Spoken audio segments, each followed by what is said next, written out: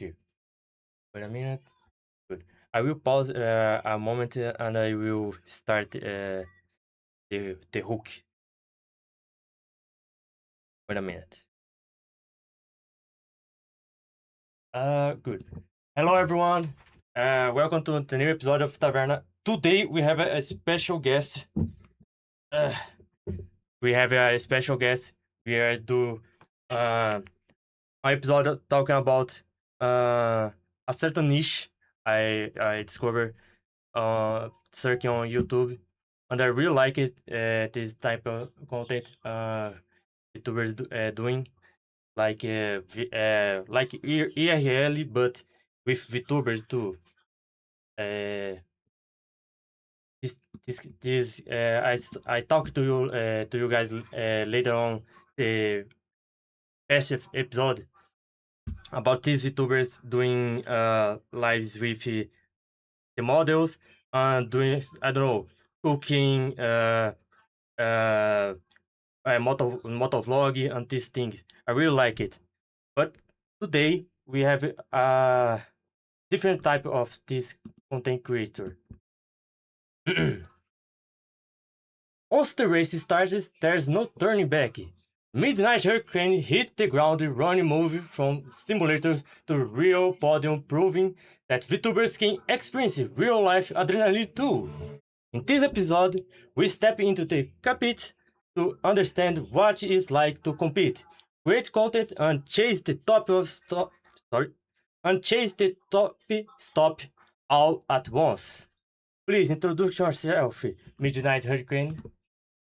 Hi guys, I'm Midnight Hurricane. As you guys know me, I am a racing VTuber who races in real life. I mainly, I did F4 before, Chinese F4. I won podium on debut. And I'm currently doing MX5 racing. Future plan is probably to race in British GT with the GT4. And yeah, I do in live racing. Yeah. Hello chat, welcome in. Yeah, I have loads of people in today. Good, good. You have something to say before we start these topics? No, we're good. Yeah, we have a lot of new people coming in today. Welcome in. Really? Yeah. Good. Yeah. So we start here. So we will start the topic one. Content creator racing against the algorithm. 740. Okay. How did your journey as VTuber begin? So basically my journey as a VTuber began in a weird way, I would say. To be honest, it began in like 2021. I don't even know what a VTuber is back then until like one of my friend from another community was like, she's gonna become a VTuber, and I'm like, okay, what's a VTuber? So she's like, oh, so basically a VTuber is like your OC, but you can move it around, you can stream with it. And I'm thinking, oh wow, this concept is pretty cool. You know, it's new, it's decent, and you know, I was interested in this kind of concept back then. So, I just asked her, okay, so how do I become a VTuber? And she set it up for me. She actually made the concept design of my current model, and she hooked me up with artists, riggers, and that's how I came to be a VTuber. Yeah. It's a very common story I see on this episode. Like you are visit the community, this niche, and put your head in front of this kind of content. Very cool. New people experiencing and entering in the community of VTubing. Yeah. Did you enter the VTubing space with the intention of focus motorsports? Yeah, I mean, I originally started VTubing and I just did like normal content like all the other VTuber did. Like I would say like, you know, just normal gaming stuff. And it didn't really pop off until like one day I was like I did an F4 testing. Um and I was like, okay, what if I just upload it? So I written with the title saying, okay, I'm probably like the first VTuber to ever race an F4 or something like that. And I posted it, and that video kind of blew up. Oh, So I mean, I've always, I've raced from when I was a very young age. So doing racing content seems to be the natural stuff I would do, and it started pop off as well because it's such a niche and unique content that people have never seen before. So, um, I I began to upload more content like these, and yeah, I mean, at first I didn't really thought of doing that, but since it popped off, I think yeah, it'll be a good content, a good thing to do. So yeah, that's how it came to be. hmm. You think if you just doing I don't know VTubing normal stuff, normal stuff, you won't be like so popular today. Yeah, B- I mean, if I only did like normal stuff, I wouldn't be so popular. I would just be like a normal VTuber, honestly. yeah, that's a great differential, I think. Um, what is like to stream in a niche as specific as racing? I mean, streaming and racing, it seems niche, but to be honest, guys, to everyone in chat who doesn't know, there's a bigger community out there. There's like a whole Mm-hmm. like community of racing VTubers. So it's actually not that niche. You just have to find them. Honestly, it's a bit different compared to streaming other games. Like, there's all the other VTuber who's streaming like Valorant, Counter-Strike, League of Legends or something like that, and then like Mm-hmm. it's easy for them. They just start the game and then they play, and then something interesting happens in the game, and then they might pop off because like it's interesting, it's FPS, it's competitive. But racing, yeah, it is competitive, but it doesn't happen all the time. Racing is more of like you do like 20 laps of straight up racing, and then there will be a minute where it's like all so peak, everyone going wheel to wheel with each other, and it's just getting super competitive. But then the rest 19 lap is just like people racing on their own. So sometimes to the viewers it is a bit boring, but to the true viewers, they once they stay, they might witness the actual actions, and then they find it interesting, and that's I think what's like unique for us racing VTubers. Great. You do ranked races, uh, Sorry. ranked in racing, and Yeah, on these racing. games, Yeah, yeah, yeah. right? Uh, does the audience react differently compared to other type of content? I mean, I never tried streaming other types of content, but uh, well, I did. I did sometimes. I Yes. do when I'm like super bored. I do boot up like Counter Strike and I stream it sometime. But like, it's like people aren't like interested because like if I stream Counter Strike, there's like thousands of other VTubers who do the same. They can just view. They can just watch those VTubers. They don't have to watch me. So obviously, um, streaming other content, sure, it's like it's easy. It's easier, but um, it's not gonna make me unique. It's not gonna make me stand out. So Yes. obviously, streaming racing content would be the better option here. Yes. Uh, what was the big challenge for you? What was the biggest challenge when you were the first starting out as VTuber? Well, I mean, when I just started out, like I said, I didn't know what VTuber is. I didn't know the industry well enough. I didn't know how to stream well enough. To be honest, everything is so new to me. I didn't know how to, manage my account properly and everything. Um, for me, it is really just like the stream had nobody watching. Although the videos were popping off, but the streamers were like, no one was like chatting, no one was saying anything, no one was watching, and even if there are, I couldn't keep them, along in the stream, Yeah. which is a bit unfortunate. I wanted people to interact, but I get it. Viewers, they have their own life, so VTubers have to do interesting content to attract them. So Yes. that's what I tried best to improve on to try to make the content more interesting. Understand. For the new VTubers, it's kind of difficult to make a audience engage the audience when Yeah. you're starting. Every niche, every niche. Uh, how do you navigate platforms like Twitch and YouTube?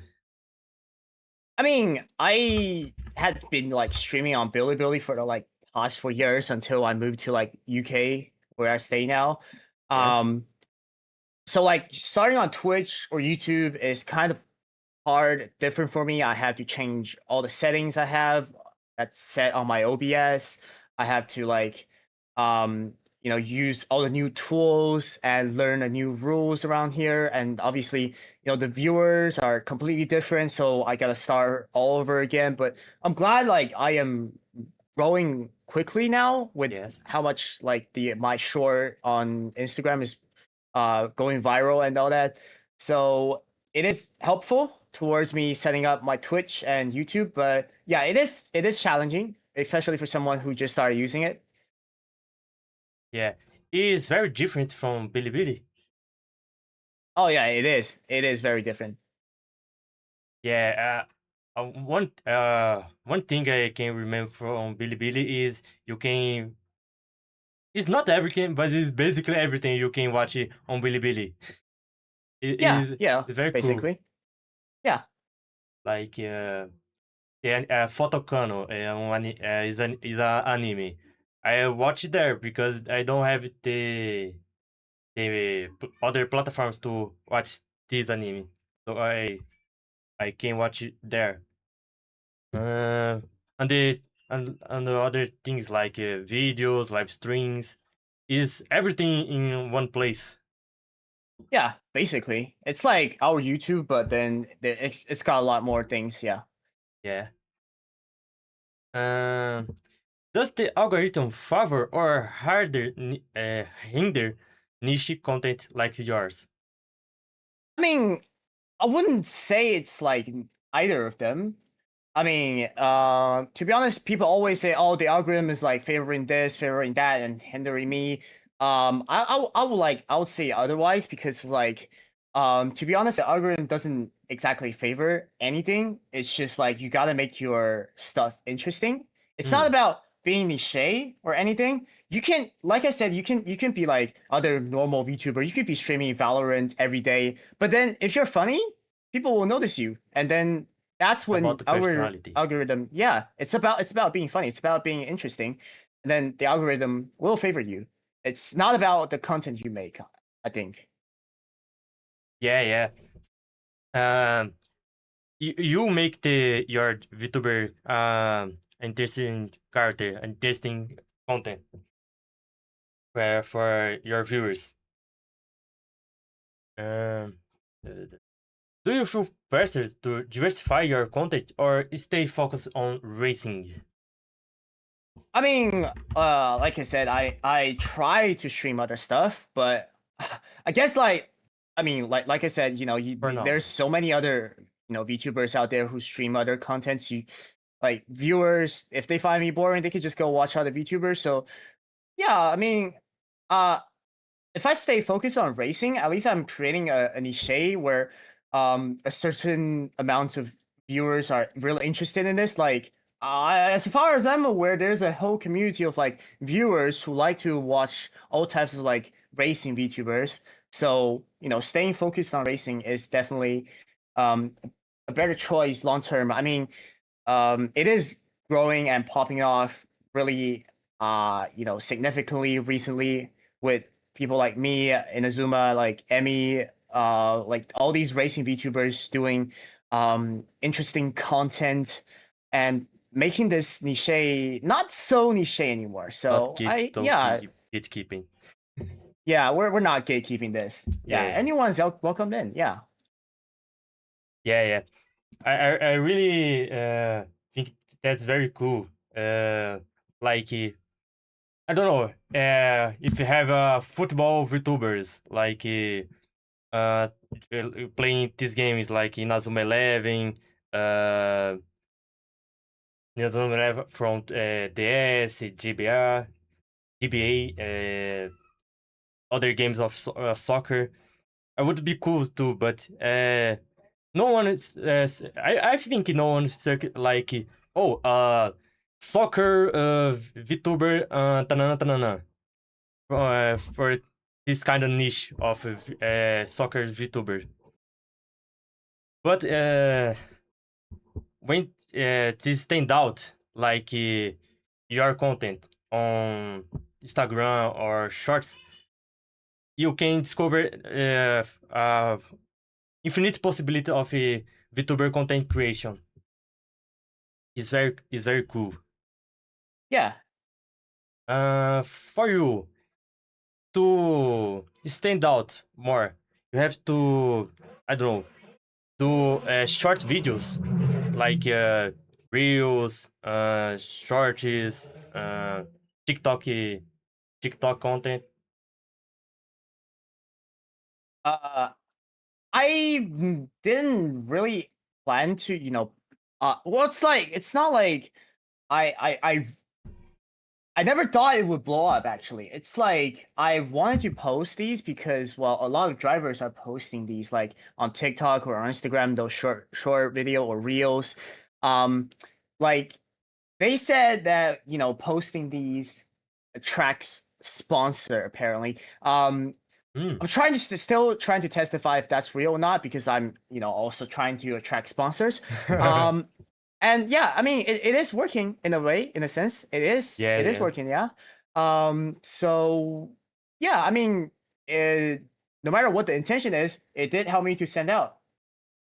Is a way to stand out. It is, It yeah. is. Right. Uh, we can start with the better.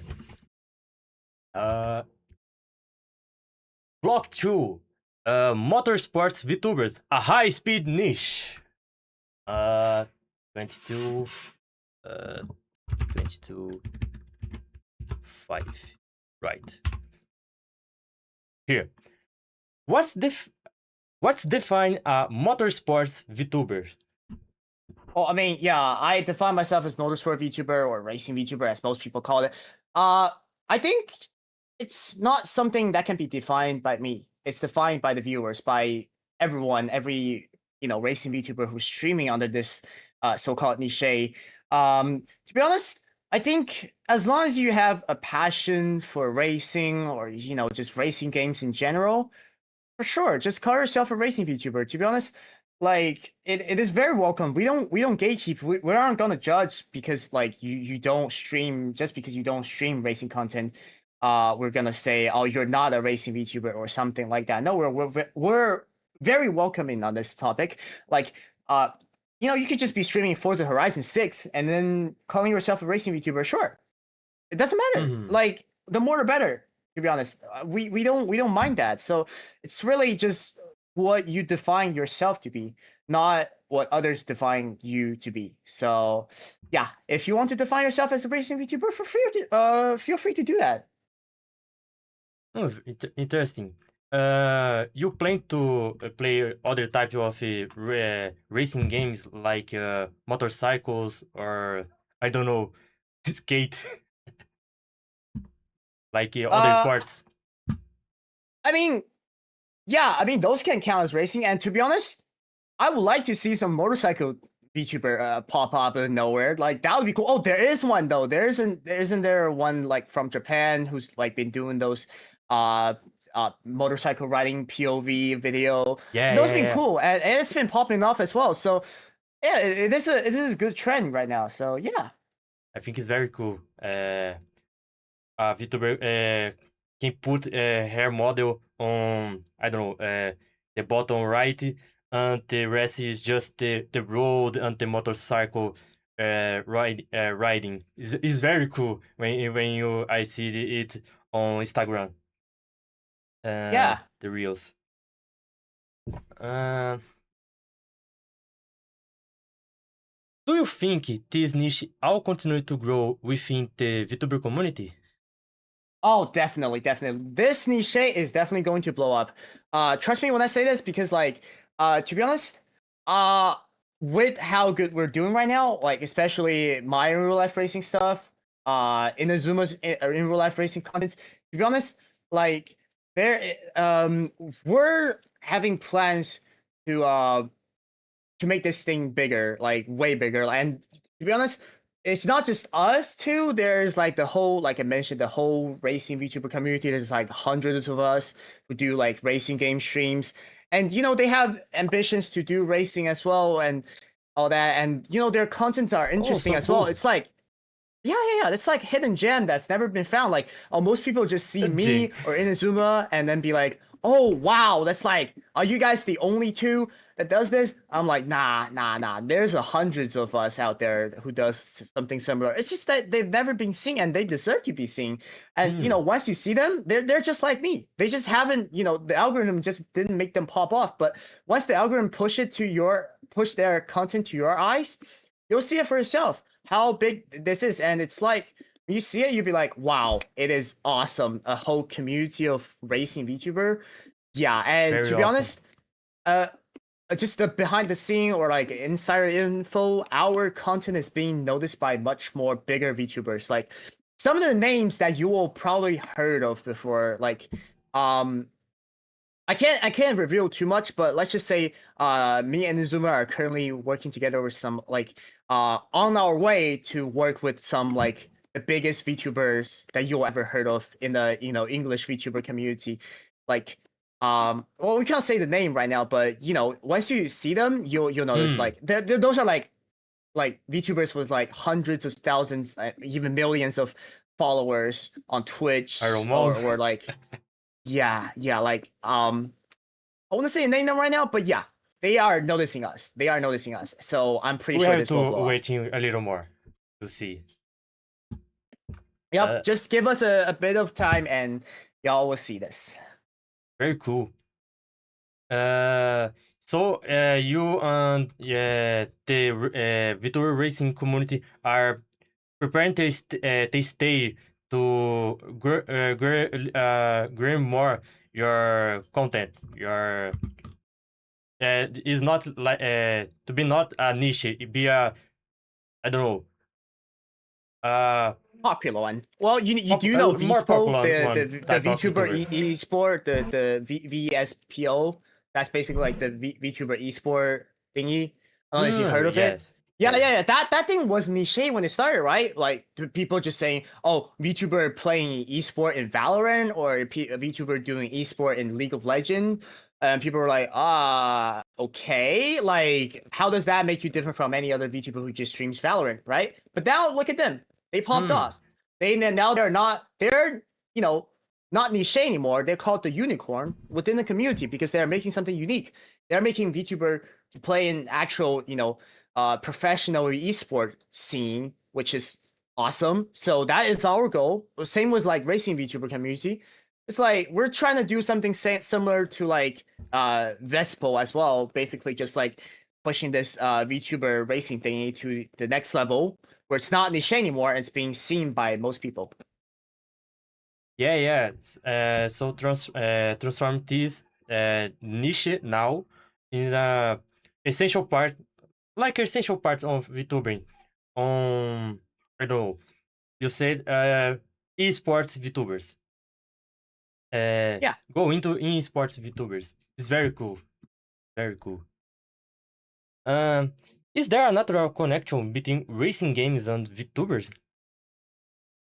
I mean, there was no connection until we Hmm. came, as VTubers, racing VTubers. We came and then we built this connection. To be honest, it never existed. Like, before 20, I wouldn't call myself the turning point, but to be honest, it is. I know so many racing VTubers in this community, and I built so many connections, and I've been digging into the history. And to be honest, before 2021, there wasn't any racing VTuber. Well, there was, but there was just like one or two of them, and it was so tiny that nobody ever noticed anything, and nobody would ever thought of connecting, racing and VTubing together until like we came around, and then we started doing it, and it seems like the result is going pretty good.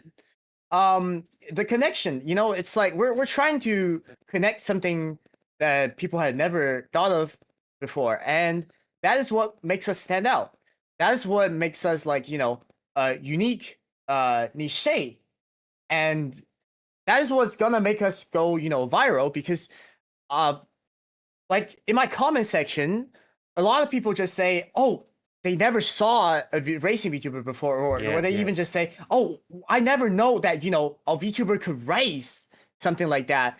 And it's not like just a few anomalies. That's like almost the entire racing community or the VTubing community realizing that there's another side that we're connecting on. We're basically creating a bridge between the two communities that never connected before, and it's going super awesome right now. It's turning a really big thing. It's really a big thing. You and your community of VTubing racing are literally creating I don't know, system of VTubing racing for yourselves. Yeah. Literal system. Very cool. Yes. Do you draw more inspiration from the other creators, or from the real-life racing car drivers? How do you balance entertainment and competitiveness in your streamings? Oh yeah, we definitely have loads of inspiration from those content creators who turned out, in real life drivers. For example, the biggest example that everyone knows, Jimmy Brodent, who was just started off as a sim racer in the, shed in the backyard, who made his way, driving Porsche Carrera Cup in, Nürburgring 24 hour, which is like the transition within like how many years is it? 9 years for him? Yeah. He said, like, I really like the word he said at Nürburgring 24 when someone interviewed him. He said, right, if he's gonna give himself 6 months, and if it doesn't work out, he's gonna quit. And that is the type of like spirit that we will carry on. That is because, like, to be honest, we are doing something that has never been seen before, and it requires a lot of hardship, a lot of effort to be put into this. And to be honest, our goal is just like him. We want to race in real life as well, and we see that his method is working out. He started off as a poor, kid in a shed just doing sim racing content, but he made it big. He made it work out. He worked it out, and now he's racing in the like biggest racing leagues in real life, driving the top cars and all that, which is like it's inspirational. So that's the like inspiration we're taking out of from as well. And to be honest, balancing entertainment and competitiveness is definitely there, because like, for example, the games we stream, iRacing, right? We're racing in public lobbies. There are other drivers that we can't control. It's not something we can script out of. Like, there's definitely drivers out there, like, random drivers who might, crash, or it just causes some really funny moments that no one can expect. Yeah, it's like, so, like I said, streaming racing games or just watching motorsport in general is just all about sitting there and waiting for that one moment that's going to be so peak, that's going to be carved into a memory that's going to last 10 years, because the unexpectedness in racing is just so plenty that you could just sit there. Maybe it might be boring for 19 laps, but who knows, on the last lap there might be something really interesting happening. And then you'd be sitting up, you won't even be sitting anymore, you'd be standing up, you'd be shouting at the screen, go like, oh wow, wow, wow, wow, oh, this is happening, that is happening, everything is happening, and it's overwhelming. It's just like an explosion of information that is happening. And that's the beauty of racing. Like entertainment in racing, like, oh, people who don't watch racing will always say, oh, what's the fun in racing? Watching racing, it's just like a bunch of people driving cars going in a circle, right? What's the fun in that? But I'm telling you right now, that's the fun in racing. You might just see the surface, which is like people going in circles, but in reality, it's just like when people are going in a circle, there might be one moment where it gets super interesting that you are gonna jump out of your seat. You just have to give you a chance to see it, feel it. Exactly. Yes. To be honest, I never thought racing is very fun. But in Brazil, we have a program every Sundays. Today, in this case, every Sundays is a program of motorsports. Like, oh, you know that car, horses. That's it, horses. How this car how this car is unique. Um, this this racing out there. It's very interesting this program, but I never stop on watching racing properly. Yeah, I So mean, you should give it a shot. I mean, if you I have want, to give it a I know chance. some Brazilian racing VTubers. Oh, they're great drivers as well. They are like they worked with me on my team like in the race like just half a year ago, and they were like great drivers. So and you know like there's a lot. I know there's a lot of great racing in Brazil as well. Like for example, Brazil stock cars, they're really good. And you know, obviously, you guys had like the best, like perhaps like, I mean, this may be like a little bit arguable, but like some people call them the goat, call him the goat. Like Ayrton Senna, you definitely heard of him. Yes, of That's your course. that's your national goat driver right there, Yes. Senna, right? And then so you know, Brazil is a good, you know, decent country with decent racing in there. So yeah, definitely go give it a shot. Uh, in Brazil, have a few things we have pride to say it's yours, like Senna. Yeah, Senna. Yeah. To be honest, it's a few things we have pride to say it's our racer. Uh, do you draw? Right? Does the audience watch more for the content or for the performance? To you? Well, to be honest, I don't know. Cause performance, yeah, it does matter, but you know, without the good, I mean, it's not about. I think it's not about content or performance. It's more about how you can combine both. It's like when you have performance, how can you turn it into a content? That's what matters to us right now because performance we can have it all the time, but how to get it noticed by people is the most important stuff. Like for example, me being the best example is that when I won the MX5 Cup race, I just won like a month ago. I made a video talking about how I won it. Now that video didn't have a lot of people watching it, but then I just made a video saying, "Oh, you know that edit that went viral saying, oh, VTuber can't win a race," but then I said, "Oh, I won the race," and that blew up. So it's really just about how we can turn the performance into content. It's not about. I think people do want to see your performance, but the algorithm need to see the content in order to push your performance towards the audience. So you need some way to make your content interesting so people can see your performance. So not a clippable moment. Not Yeah, only lots that. of clippable moments. You gotta clip it down. That's what you gotta do. You know, winning, whether it might be winning or losing, it's worth clipping down. Show it to the audience, make it interesting, and that's how you like, you know, let people know about your performance. And then, you know, no matter what you do, people will support you. You might lose, and then people will say, "Oh, are you slow? Are you like skill issue or something?" That happens. That's fine. I mean, that happens in every sport. You That's lose, a there will point. be people. Yeah, there will be haters calling you skill issue. That happens every race. That happens every sport.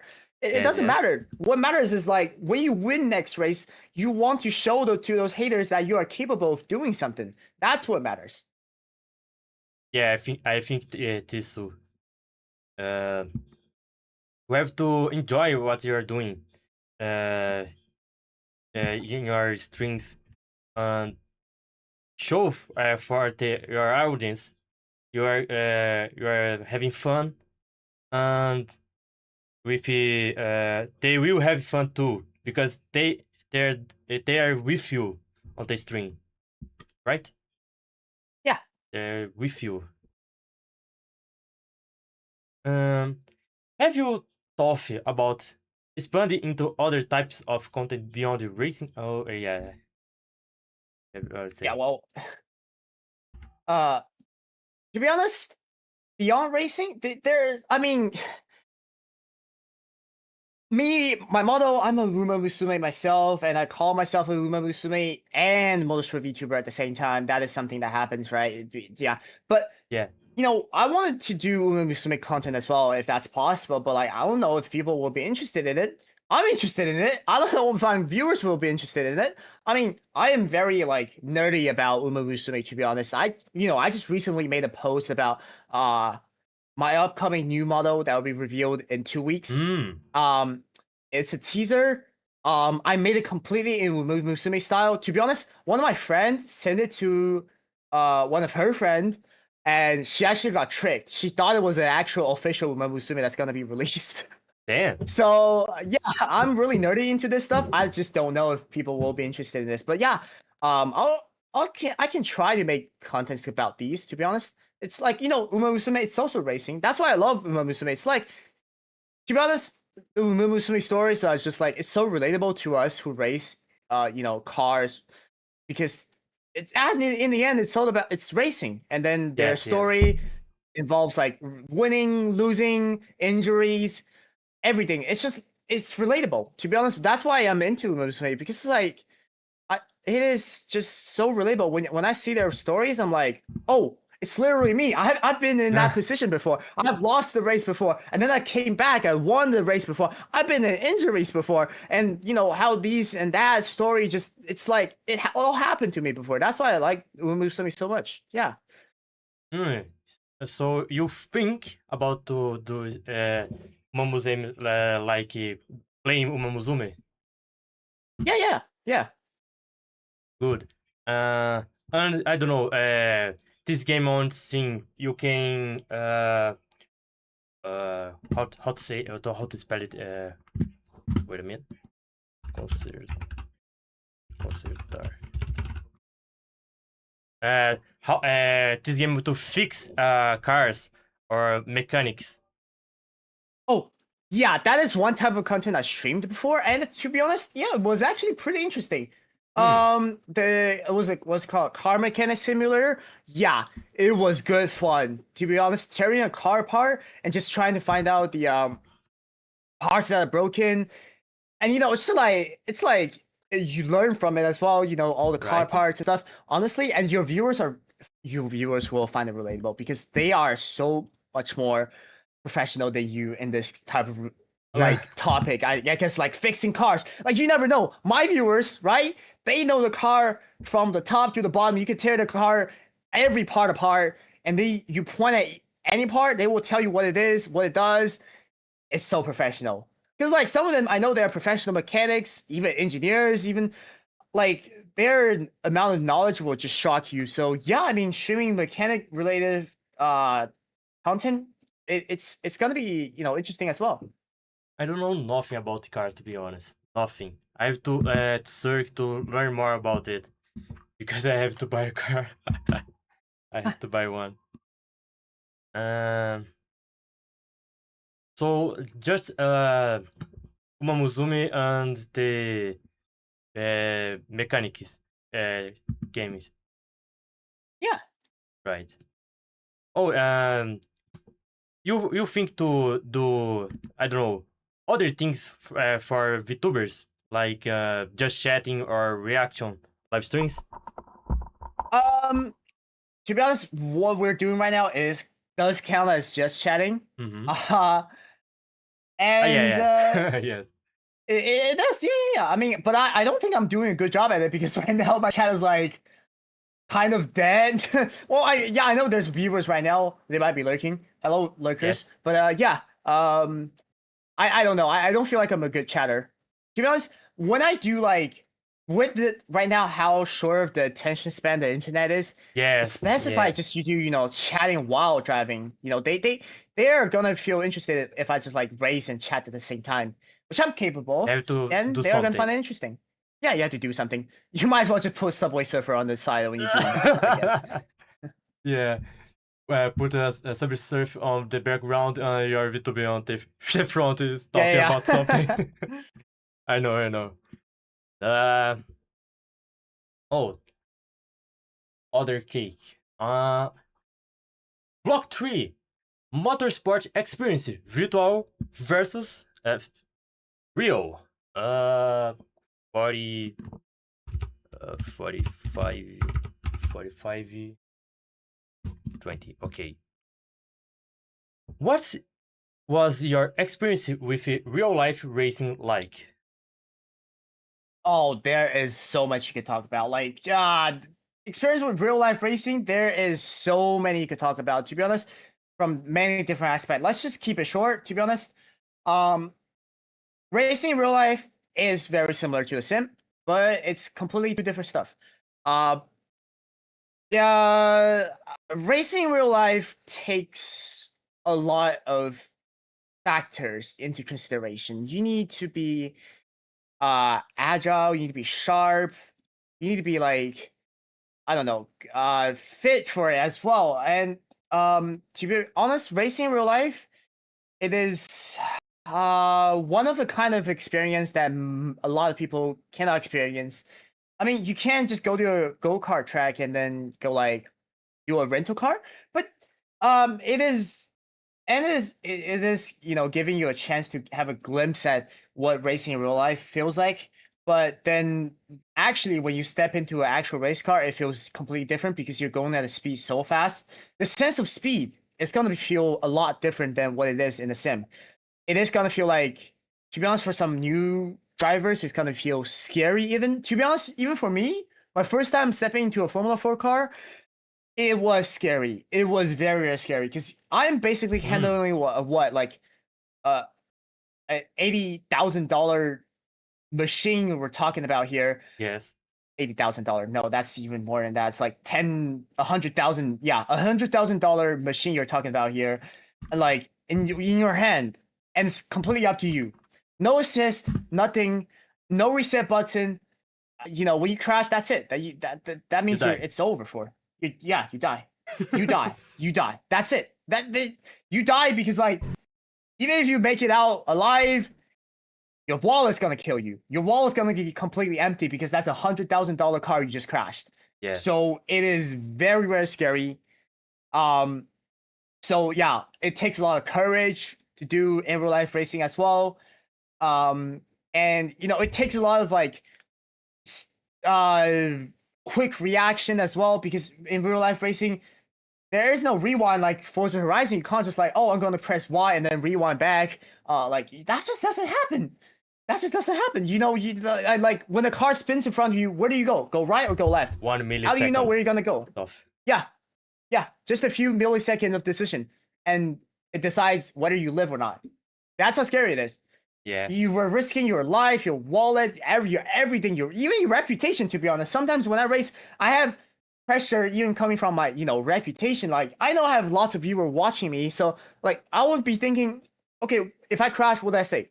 Like, oh, there's gonna be haters in the comments saying, oh, skill issue, skill issue, skill issue. Yeah, that puts pressure on me as well. Real life racing, it's just factors of many, many stuff to think about. And to be honest, my mindset right now, I just try to clear my mind when I race. Like, just let my instinct handle it. When someone spins, I'll let my instinct handle it. When Mm. I do overtaking, I'll let my instinct handle it. And I think, it's like just how Senna did it. Like, it's like a flow state of mind when you're racing. That's when you're best at it. Yeah.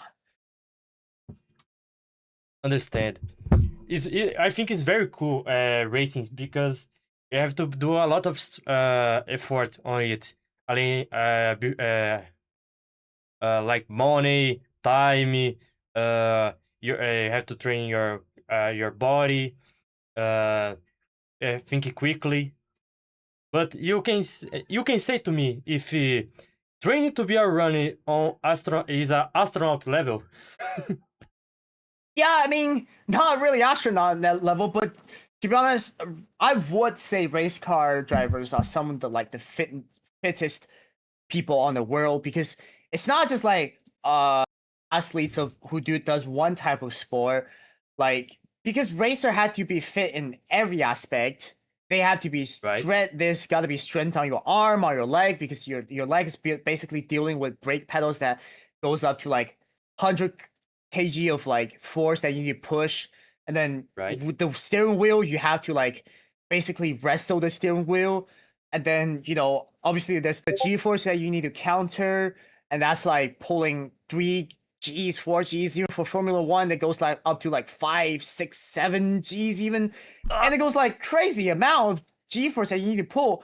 And it's like it's crushing your body. But these people, like racing drivers, they they endure it. They endure it. And they have to do it laps after laps over for an hour straight. Some people, some even like, in Le Mans 24 hour, that's 24 hour. Even if you guys swap out a car, your Gosh. driving time still goes to like I don't know, 8 hour. You still have to do like 8 hour of driving enduring this type of stuff, like just constant moving around with your arm, with your leg, and then enduring the G-force. You have to be strengthened on every muscle of yours. Yeah, I don't think I can do this with my conditions, to be honest. But like is amazing. This thing. You have to synergy with the car, with the machine, to you can control and feel it. Like it's a unique experience. I think. I think is a unique experience. Yes, yes. Um, what's the biggest difference between a simulator and driving a real car? Oh well, I think I just mentioned that there's like the biggest difference is like the pressure of no resetting. If you crash, it's over. Yeah, And then yeah, of obviously course. you had to be fit. That's another thing. You had to be fit. You had to endure those G forces. You have to be fit too. Well, I mean, you could set your like similar to like as strengthened as you want. Like it can simulate like real car steering wheel weight and pedal weight, but what it cannot simulate is the G-force. That is something that drivers have to endure. That's why some sim racers, they might be good in a sim, but once they get in a real car, they need some time to get used to because of the G-force. They aren't fit enough to endure the G-force. But yeah, some sim drivers, once they get used to the G-force, they'll be great drivers, to be Mm-hmm. honest. No, don't have compete. Can't compete with this one. Yeah. You would say a simulator is more like a common car. Um, the simulator, well, it's like it is more like a tool almost Hmm. to train your muscle memory. I would say not really muscle memory, but just like train off your bad habits and just give a deeper understanding of what you are doing wrong. It is a great tool for casual training, because obviously it reduces cost by a lot. You can't just like go to your track every day, but you can drive your simulator every day. So it is a great tool for training. Mm-hmm. Uh, like the buttons, the buttons, the features, don't have anything similar. Yeah. Anything interesting. Does a simulator really prepare someone for the tracks? I am so qualified to speak on this. Because, well, what happened is, guys, in my chat, if you have my viewers, I just won the MX5 Cup race in Taunton, right? That race, Mm. I had literally not a lot of practice for. To be honest, it was just like 4 sessions that last like 20 minutes each. Right. And there isn't like a lot of practice I could do in real life. So what did I do was you guys watch my stream. I did it on my simulator. I used the exact same car, did it on the exact same track, and then just practiced on it. And I learned my mistakes over mistakes. I fixed my mistakes, and then I carry on to improve, drive faster, drive faster. And then what happened is that in that race was that once I got there in the real life track, I found myself really quick because I already know the racing line. I know the braking points. I know Right. I just know how to drive it around the track. And at that point, it just felt really clear to me. It felt like because how good iRacing is, no glazing by the way, but iRacing is great.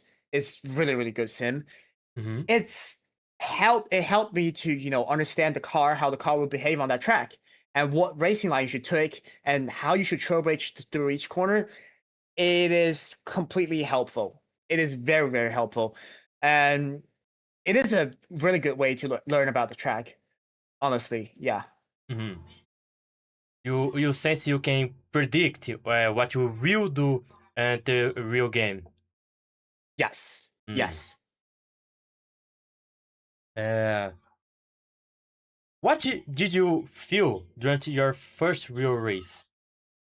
I mean, that goes back in like 10 years ago almost. That's Mm-hmm. 10 years ago. Wow, when I was just a kid, right? Right. To be honest, I just started karting back then. My first race, it didn't end well because, well, I never learned how to start a race properly. I crashed turn one. That's it. I DNF'd the race turn one. I ended my race turn one because I Mm. crashed. That's how bad it was. But Damn. you learn from it. You learn from it. It's painful, both physically and mentally, because well, I was just 80 years old, like 9 years old or something like that, and I just crashed into a wall at like I don't know 80, 90 something kilometers per hour. It hurts. It definitely hurts. All of muscle and like my body is just it hurts because I crashed, and then also it hurts mentally because I was fast with lap time. But then I had high hopes for the race to win it, but then you just end up on the wall. It hurts mentally as well.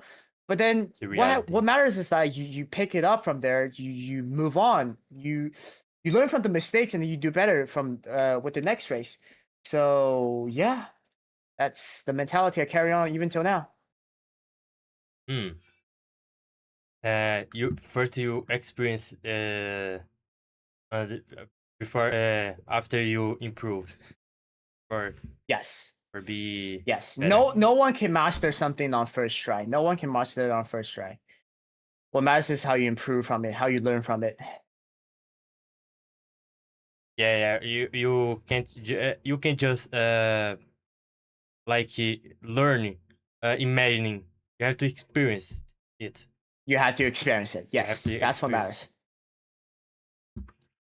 Uh, is there something that only those who race can understand?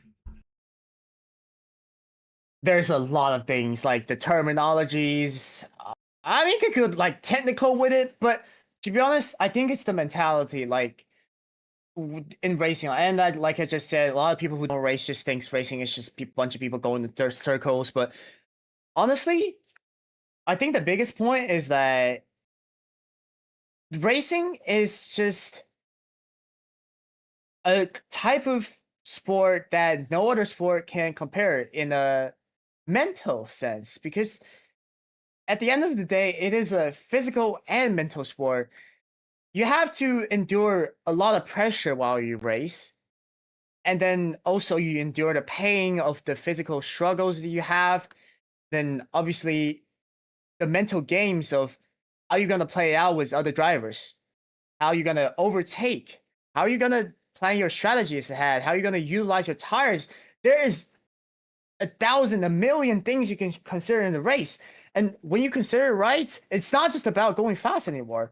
It's about how you play smart against other drivers, how you're gonna play, play it safe against other drivers. And sometimes you gotta have to play it, play the smartest way to win. That is what you have to do. Going the fastest doesn't mean you're just gonna win automatically, but playing the smartest will make sure that you have the highest chance of winning. That's what I think is, something people who don't race will never understand, because like, oh, people think racing is just like, oh, I turn a steering wheel, I drive fast, I win. No, it's never that simple. It's never that simple. It's always the behind the scenes that people never see. Thank you guys for the follow. Good. It's a raid. Oh my god, welcome in the raid. Oh my god. Welcome. Oh my god, I got a raid with 27 people. Hello guys, hello. Hello, We're hello. doing a podcast right now. Yeah. We're just talking about. Oh my god, hello guys. Wow, there's so many people. What? Hello. Wow. Okay. Yeah, we're just talking about. What something. Yeah, what we're talking about. Something people who don't race will never understand. It is really just the mentality behind the scene. Really. Yeah. Understand. Your mentality is what you put it on. Is your mentality is the only thing you have to work on it every day to be smart and do the right things. No, Yes. right To things. be honest, I think what separates a good driver from the greatest drivers is just the mentalities. Like, you could be fast at driving. A lot of people could be fast at driving, but what separates you from the winners are the mentality in the end. How you can endure the pressure, how you can think smart and play smart all the time is what separates you from good drivers. And then a lot of times people say champion mentality doesn't just mean, oh, champion mentality is about being brave, and then no, it's never that. Champion mentality is always about how you can endure pressure, make the right choices at the right time, and obviously just like carry the fate that you will win. That's the champion mentality in my definition. Yeah. Mm, very interesting. Interesting. Did you watch the movie F1? F1? Yeah, that fun movie. Yeah. I never That watched it.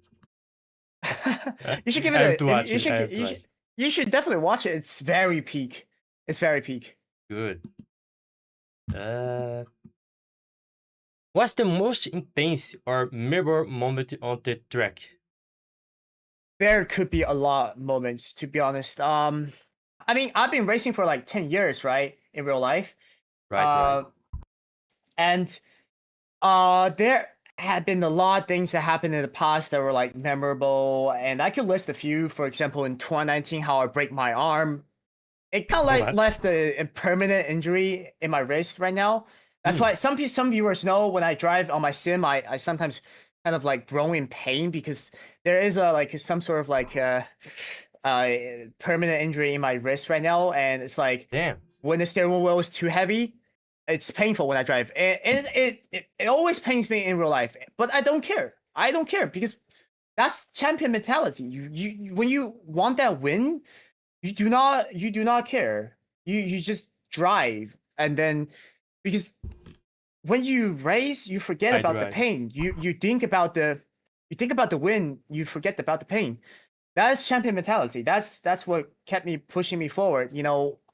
Every time after every race, my wrist just feel like it exploded. It almost feel like exploding feeling to me, to be honest. But I carry on. It doesn't matter to me. It doesn't matter to me. And that's one thing. That's in 2019 when I got my first ever big crash that totaled my car. The whole car was like entirely wrecked, ruined. I broke my wrist. That's 2019. Then there's like 2025. 2024 when I won like the championship. Or like 2023 when I won my first ever career win. And then there's 2025 where I finally step into F4. That is also very memorable, because like two other rich kids, right? Right. They have multiple shots. They have infinite tries. They Right. have all the resources they need, right? They have Yes, infinite amount yes. of tires they Imagine. can use. They have the best coaches teaching them everything. I have nothing. In fact, before the race, my parent told me, "This is your only shot. If you crash, not only like you Hmm. can't race anymore, you had that puts us in debt." That's how bad the situation is. Like Mm-hmm. the rich kids, they don't give a damn, right? They just push the car to the limit. If they've crashed, they crash. Oh, here's $100,000. Go fix the car. Nah, doesn't work here. Doesn't work in my situation. If I crash, that's it. That's over for my racing career. So I cannot push the In car. Africa here. Yeah, there. If I crash, that's over for my entire career. So I cannot Yeah. push the car. I cannot crash.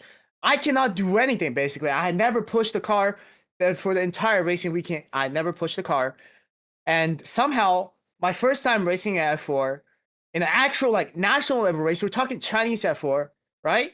Right. I had no practice basically because compared to all the rich kids, or like one of the kids I talked to, right? He told me he spent a month at the track. He'd been up at this track for a whole month. Every day he'd been training at this track. He knows his track better than anyone else. I don't. I only get like, I don't know, 2 days of practice. That's it. To the race. We go. I Go don't for even it. know how to drive this car properly. Yeah, exactly. Like I don't even know how to drive the car at that point. And I just had to help pop in the car and drive. And I can't even push it to limit. I can't even try the limit. But somehow I still got a podium. It's my first ever F4 race. It's a national level. It's my first ever race. And I got a podium. So that's very memorable. And then obviously we have the just a month ago, the MX5.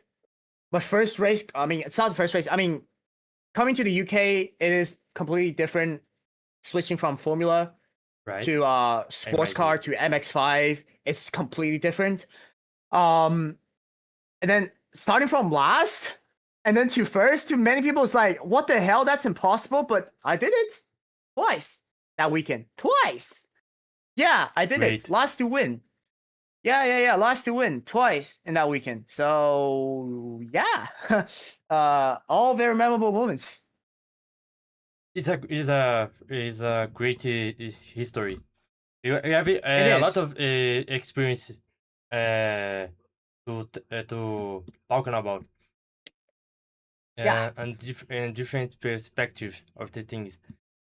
For you, the racing sport is like almost exclusive for the rich. It is.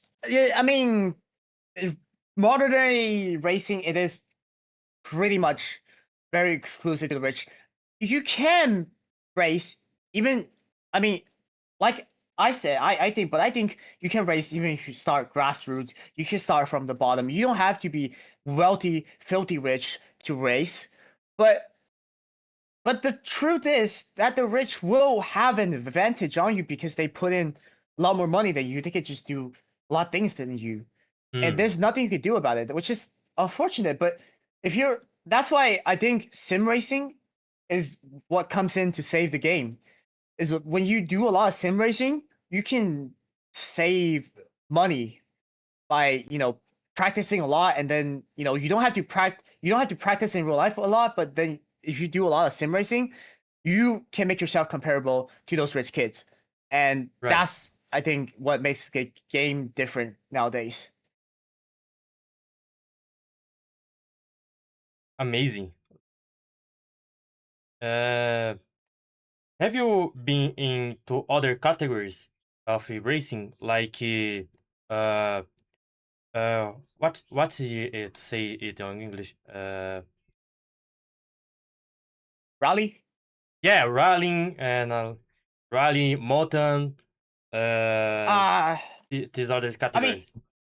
no, I've never tried. I've never done these, but if I was given a shot, I would definitely do it. Those are interesting categories as well that I definitely want to try. Um, to be honest, those are cool, and I think especially rallycross. If I was given Yeah. a chance to do That's rallycross, I'll do I it. saw the one. Yeah, Yeah. Very yeah. cool. Rallycross is very very cool. Very cool. But yeah, I haven't done it at the moment, but I think I'm already doing like loads of different stuff already, like especially like the sports car category where I'm just like driving all different type of like race series with different manufacturers and different cars. It is already a bit, well, you wouldn't say tiring, but it is very interesting to switch up cars every now and then. But you have to get used to the car, and really kind of like just checks your what do you call it, like adaptability skills. Yeah, it's really your adaptability skill is really crucial in this case. Interesting, very interesting. Do you prefer the adrenaline of the real thing or the control of the virtual world? I'll definitely prefer the real thing, to be honest. Even like I said, like I'd be disadvantaged in real life. That's fine. I don't. It doesn't matter to me. I do not mind it. That's what makes you learn. Like those rich kids could have like all the time in the world, all the money in the world they want to practice, and they get better. But then you just have to learn from what they take a month to learn. Like you can learn what they have learned in the minutes if you're good at it, and Mhm. then you can defeat them. I don't think it's like impossible to defeat them. It's just really hard, and of course, real thing is just more intense. I'm not saying sim racing is bad. Sim racing is definitely a respectable and cool way of training, and I know there's a lot of sim racers who treat it as their career, and honestly, I respect that. It's really respectable. Like I know there's a lot of sim racers who put like thousands of hours into their game, even 10,000 of hours into their game, and they pull off like crazy stuff. Like they are faster than Verstappen, some of them, and Mhm. that's insane. And that's what makes it respectable as well. But to me, preferably, I would just want to do the real thing, really. The real thing have intensity and and you can Yeah, feel it, yeah. real feel it. Uh, how far do you want to go in motorsports? As far as I can, to be honest. I mean, Hmm. as a kid, I mean, as most kids does, they always dream about being an F1 driver. I did the same when I was a kid, when I just started off in racing. I wanted to be an F1 driver. But, it is almost impossible, but hey, dream big. It's, nothing is impossible. You just have to go do it. And that's what I'm doing, working on right now. Even if I can't be an F1 driver, I'll try my best to my way up in the rankings. Mm-hmm. I want to, my goals have been switched up right now. I want it to be like, do it in sports car category more. For example, Le Mans. And to be honest, people ask me, "Oh, what's your goal? Like final goal, racing series that you want to do?" Some say like, "Oh, is it WEC, Le Mans, like GD World Challenge?" I'd say, those are cool, but to be honest, I don't have an end goal series that I want to do. Uh-huh. What I really want to be is that I want to be a Porsche factory team driver. To be honest, that would be really cool.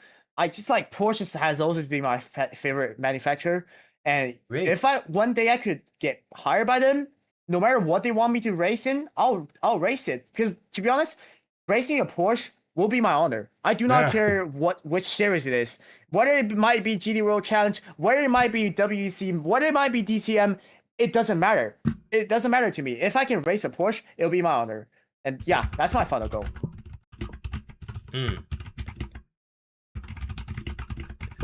Wait a minute. Uh, who would you who would you like to be sporting out at most? What? Who would? Sorry. What? Who would you most like to be sponsored by? Oh, sponsored by? Yeah. Oh, that's a good question. To be honest, I don't know. Right Mhm. now, I just want to be like, whoever wants to sponsor me, I'm up. Please. I'm in. It's whatever. Like whoever sponsors me, I'll have your name. I'll have a logo on the car. That's no problem. I'll even make videos for you. That's no problem. To be honest, but like if I want to dream big of who I want to be sponsored by, those whoever sponsors Porsche right now, like Mobile One, the company that makes like oil like for your car, Right. like and then like who else would it be? Mobile One, and then if I could get sponsored by Red Bull, Would be I could, very cool. yeah, that could work. Which would work, yeah, that like. To be honest, if I join Porsche factory team, that in some way I am being sponsored by Porsche as well. So I'll take it. But yeah, I don't have like an exact sponsorship that I would be like that I have to work for. Like whoever sponsors me, I'll work for it. Yeah. Very good. Um, can you be a VTuber racer without revealing your identity? That is almost impossible to do, I Hmm. think. Uh like uh Yeah, you because have to be on you have the to sign up with stage. your real name. You have to sign up with your real name. Yeah, It is a enforced thing, so yeah, obviously it is kind of inevitable, but I try my best. I for example, if I get interviewed on a racetrack, I kind of just have my helmet on to not reveal my face and all that, but uh it is inevitable. um Honestly, a funny story that happened in Chinese F4 when I was racing F4 back then was that the media person was a big fan of me, actually. Yeah, the one who's in charge of the media stuff was actually a big fan of mine. He's like a huge ah, anime fan and all that. great, He's like really young as well, and he's like a huge anime fan. So when he knows like, oh, he was like, yo, this VTuber is gonna race in Chinese F4. He's like, yo, he literally DM'd me and said, oh, like I will try my best to persuade the race organizer to not reveal your identity and all that. But he's like, yeah, that got rejected, unfortunately. But it could have been really funny. But what happened is that if you do search on Wikipedia though, Chinese F4 season, right, 2025, there isn't my real name on there. But instead, they wrote me down as Midnight Hurricane. I'm not even great, kidding. good. On Wikipedia. Yeah. 2025 Chinese F4 season. They wrote me down as Midnight I have to Hurricane. search. That is yeah. Yeah, which is really nice of them. I think it was like a media company like who like it was like a account who specializes in doing feeder series news. They contact me saying, "Oh, do you want your real name being written down, or do you want your VTuber Nickname. name being written down?" I was like, "Yeah." I was like, "Whoa, you guys respect that?" They were like, "Yeah, we respect that." I was like, "Oh, okay, that's so cool." I mean, didn't just have Great, my very VTuber cool. name written down. Yeah, and then they reported me in the news saying, "Oh, Midnight Hurricane joined this F4 team, and Midnight Hurricane got podium and debut or something like that." I was like, "Oh my god, yeah, that is so cool." So cool. We need the face on the podium. Yes. Uh, the proud Antcon said, "Hope the wrist gets well soon. Keep it rested when you can." Uh, What? the comment on Oh, YouTube.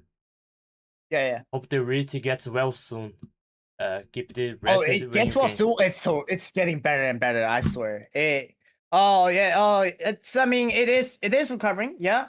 Oh my god, the one who's like, yo, tell you what, the one who commented on your YouTube is the cameraman who films at like the official camera for the races at the races I'm racing right now. Uh-huh. Yeah, he films at the racetrack. He streams the race and all that. So yeah, really cool. Oh, Very nice to cool. see you there. Yeah. Um, so if you want to be a VTuber without revealing your identity, you can just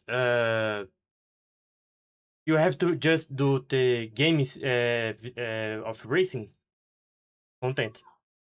Yeah. I mean, if you don't want to reveal your identity, the only option you do is like sim racing. I would say even sim racing sometimes involves a lot about like revealing your names. I think right now there's some leagues that enforce like real name. I think especially those series leagues that What? gets you like big money or like gives you chances to be like gives you a chances to be like winning big leagues or whatever. Yeah, those leagues. Some of those I know enforces like real name, but it's a little unfortunate. But you can try to argue with them or like just talk to them about it. Um but yeah, most leagues right now they allow you to race with your nickname, so which is pretty nice. I think so. Yeah. Yeah, I didn't know about that because I was thinking, well, I don't have a race other competitors with a nickname on the plate. The thing on the stage. The thing on the stage. They don't have their nickname and their name. Why they can just put their nickname on it? Uh, so you can just put your nickname if you want to talk the thing of the racing. Yeah. Of course. Oh yeah. Next topic. Topic 4. Guest questions. Behind the scenes and mindset. 20. Okay. What's motivated you to enter the competitive world so early? I mean, how I got into racing? That's a really good question. I don't know. I just liked race cars like when I was born or something. Like to be honest, you want to know when's my first ever F1 race that I watched? When I was like 10 months old. Like my parents just took me to the Shanghai Grand Prix. Yeah, no, I did. My first ever F1 Grand Prix I watched in my life was the 2007 Shanghai Grand Prix. That's the exact if you know ball knowledge, you'll know that's the exact Grand Prix where Lewis Hamilton lost his chance at winning the world championship because he accidentally got his car stuck in the gravel. Yeah, What? that race. Yeah, that race. Yes, that race. I was there. I was there. I watched that. I watched that happen. Was I like what 10 months old? Yeah, I just got born. But yeah, I think I just got interested in cars by then, like really young age and all that. That's how I got into like karting and all that, and then yeah, it's just like the normal route, just Really like early every other very early age, just like how the F1 drivers are, to be honest. So you're born for it.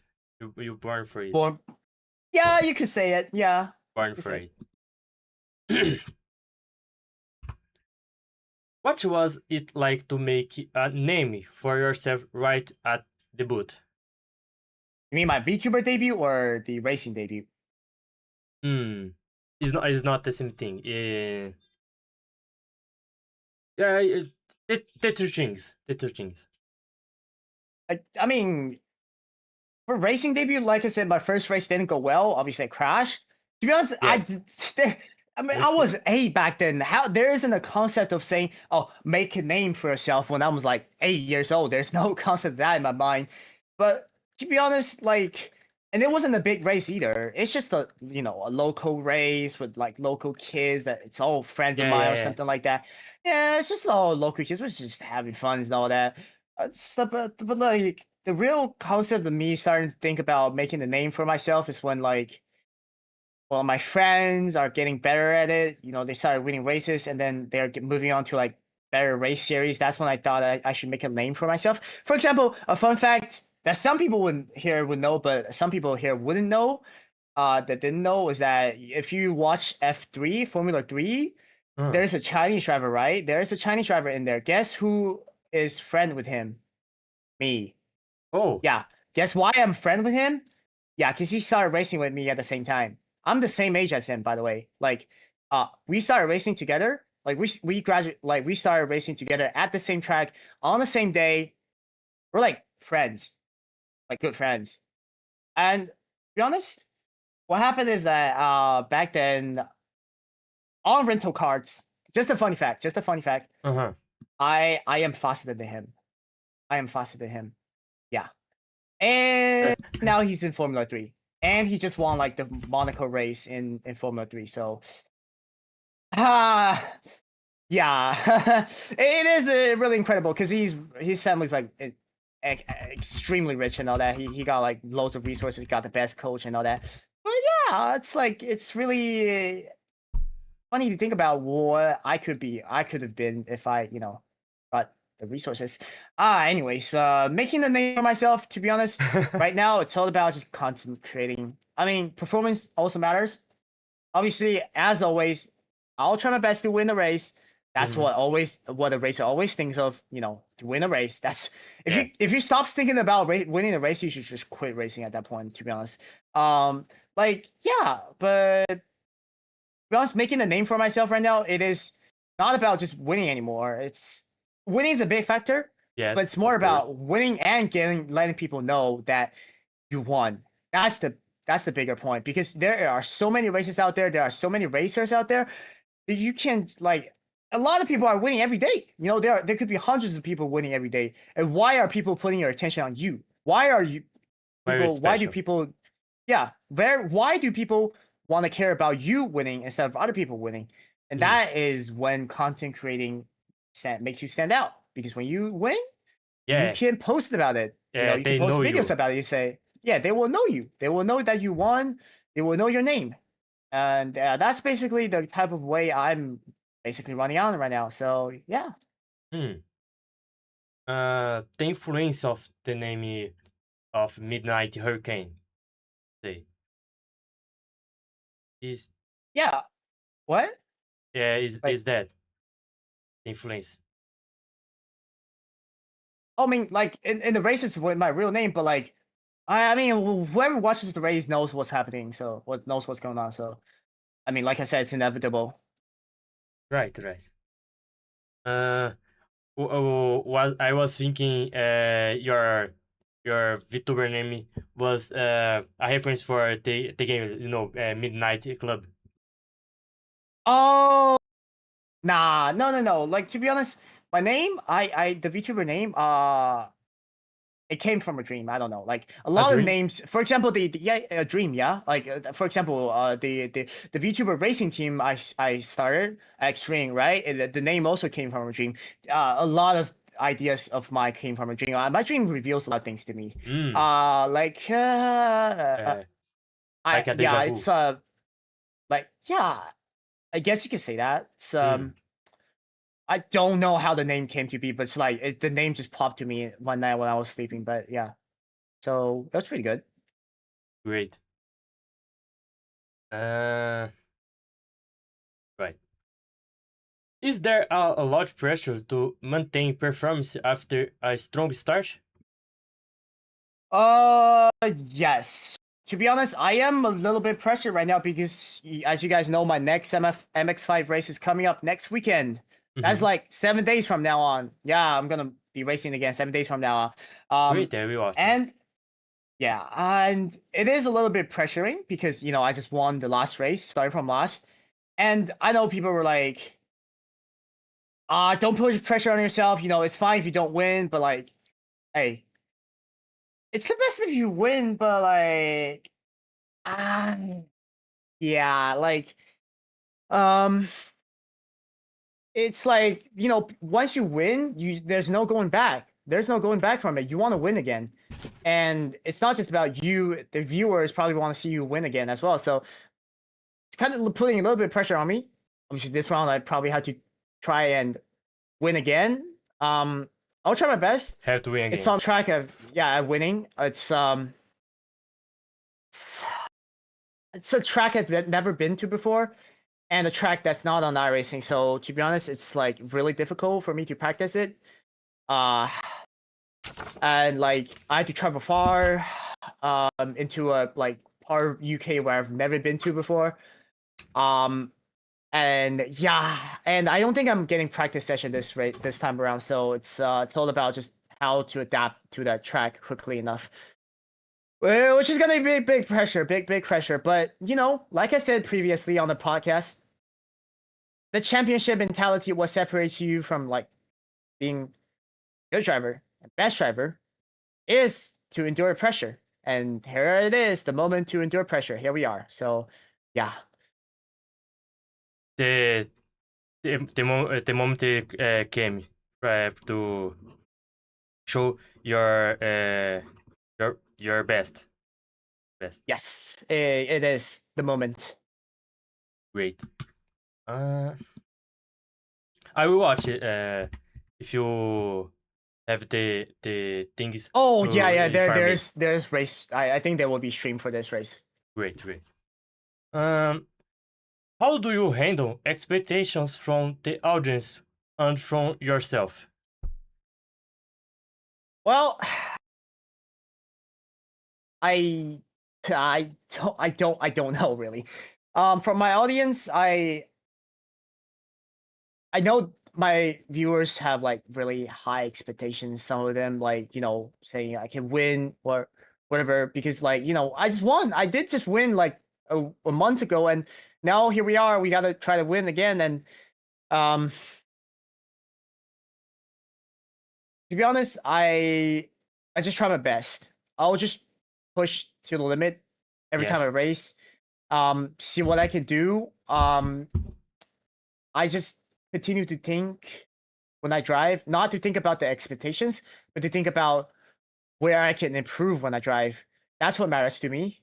To improve because to me, driving fast is definitely a way to bring the result. I know how to play smart, so all I need is driving fast.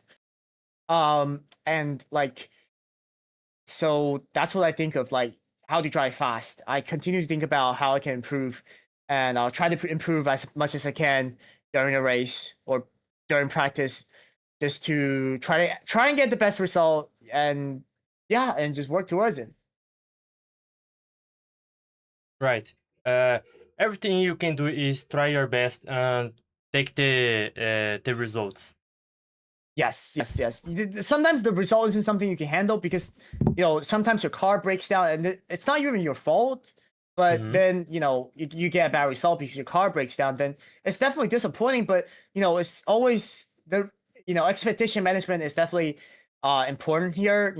But to to have a mentality of like knowing that you can do good is what matters. It's called, I think, confidence. Yeah, that's basically confidence. Yeah, to know that you can do good, and even if you get bad result because of something that you cannot control happen, I think you should never get beaten by it. You should just like stay strong, Right. carry on. Like I said, I crashed on my first ever race in my life. I crashed on turn one. That's normal. You make mistake when people all make mistake. We are human. Like even Max Verstappen makes mistake. Oh no, Yeah, even yeah. Max Verstappen could get bad luck. Next list. I mean, look at the British Grand Prix that just finished. Right, Max Verstappen spun out because the car was broken. The rear Mhm. wing didn't close, and he spun out. Like that's just unlucky, right? And Right. Antonelli, right? He was doing Kimi Antonelli was driving so fast this race, and still, he got like I don't know, a car mechanical failure that made him like drop out of the points. That Right. happens. Lewis Hamilton, right? He was second place, and Ferrari strategy and the bad safety car caused him to lose the second place. That happens. That's That bad luck, happens. and then That happens. it happens. It happens, and you just gotta accept that it's life. It is part of the race.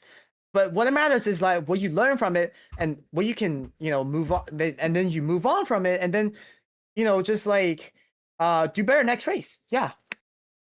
Yeah, of course. Of course. What has been the biggest challenge in your journey so far? I'd say, Yeah, you said. lacking of funding or whatever. To survive in motorsport, it's really just about funding in the end. Like rich kids will have better cars, they will have more practice time, and they will just sometimes be faster, and you just have to accept that. But you can't just accept that as a fact, but you can change it by improve yourself with sim racing. That's one thing. And I think the hardest part of the journey is like there to admit that there's always someone better, no matter if it's like they're really just better because they're Always have more someone better. skilled, or like because they're just simply more rich. It's not something you can control. The only thing you can do is to improve yourself. So right now, but like when I was younger, I always feel like oh, I already tried my best, but I'm still losing. Why? I always complain. It's like other people are being too good and they can't win. I always complain about the external factors that I cannot control. Mhm. Realize it's not worth it. When you complain about it, it hurts your own feeling. It doesn't change anything. And the only thing you can do better is just to improve on yourself. You know, get better skills and just be faster and Oh my Right? God, JJ, welcome in, thank you for the raid. And I was saying, yeah, the only thing is by making yourself stronger, mentality wise. Yeah, that's the only thing you can do. When you encounter these, troubles and all that stuff. Yes, yes.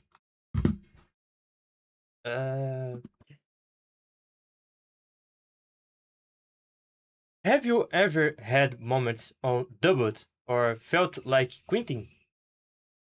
Yeah, there have been some time in my career where I just felt like really hopeless. It was like 2021, 2022-ish, when I was like Mm-hmm.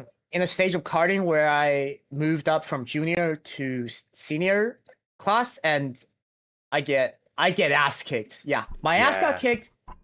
Uh, and then then there was also a time in like 2022, 2023 where I started sim racing. I was racing in this series called V-Track, where it's a bunch of like racing VTubers racing together on a sim race. To be honest, Right? that was a bit upsetting to me because, me coming from like a actual in real life racing background, I won like I did so good in real. I wouldn't say so good, but like at least I had like decent achievement in real life. I thought I Right. would do good in sim racing, but as I got into that league, I never won a race, even to this day, which is a funny fact. I never won a V-Track race, guys. Uh-huh. I'm not talking championship, but like just a single race. I never even won a single race there. Um, so which is like it is a bit upsetting because obviously, at that time I was in China's speaking. I was the only racing VTuber.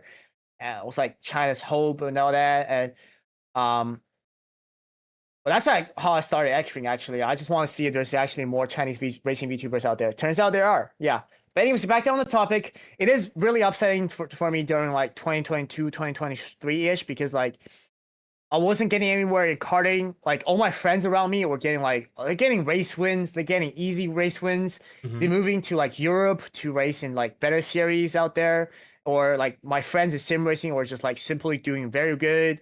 Or like it's just me simply just losing a lot back then. And then even bad lucks, even like I remember there was like in 2023 there was a race where I got like second place, but then I got disqualified because there was a part in my car that was installed wrongly, which is not my fault. Damn. I didn't install that. It was my mechanic who did it, but it just happened. It's life. I got disqualified for it. That's life. I worked so hard. I didn't get a podium for a year straight, and my first podium in a year. I was really excited for it, and then that just happened. So yeah, at that time was like I really felt like it was difficult.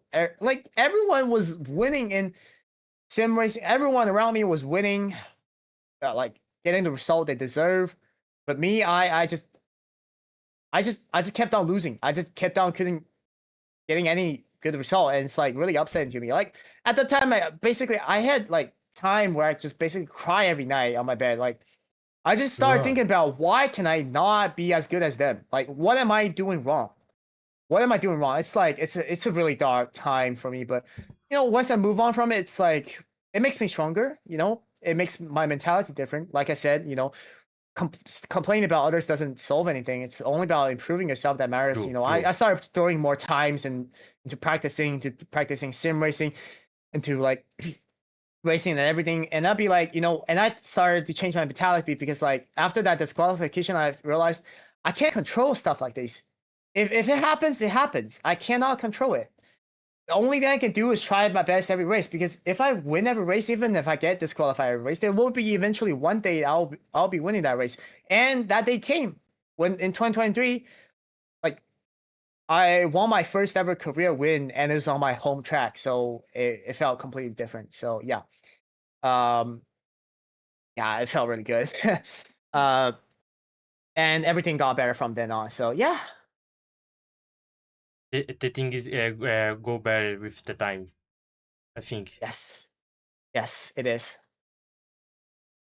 Um, what sets someone who just tries apart from someone who truly involves in in this field? I would never say there's anyone who just tries. To be honest, we are a very welcoming community. I'm speaking from a motorsport community side. Like, even if you're just trying out karting, that's fine. That's not tries. That means you're interested in this, and then you're you're basically given a shot.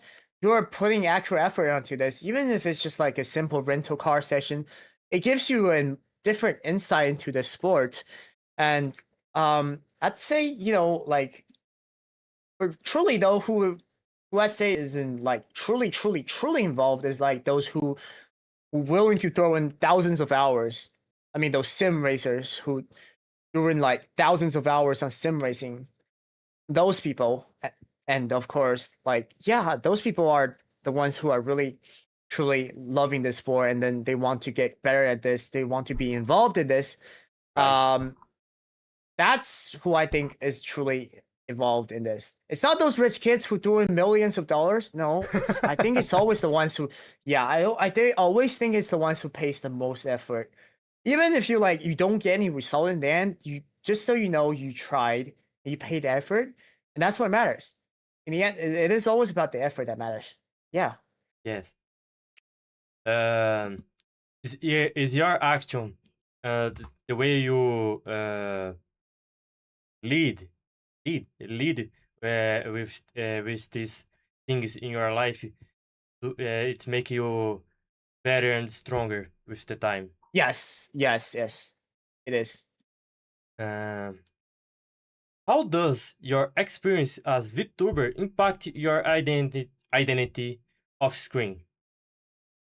I'd say in my mini during races, I try my best to reduce, obviously revealing my true identity in races and all that. Obviously, it's inevitable, but you can try your best. Uh-huh.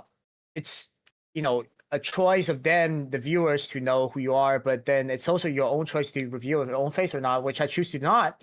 But then it's like VTuber.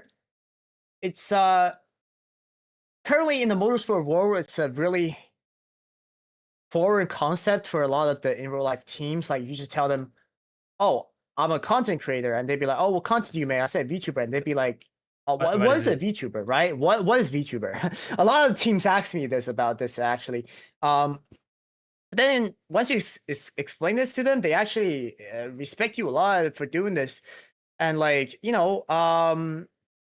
actually love this type of content because like whatever I'm doing right now is bringing reputation to them as well because I'm getting I'm getting viral videos of driving winning in their cars, so Mm-hmm. of course they can promote about it as well. And I think this VTuber identity, it's like it's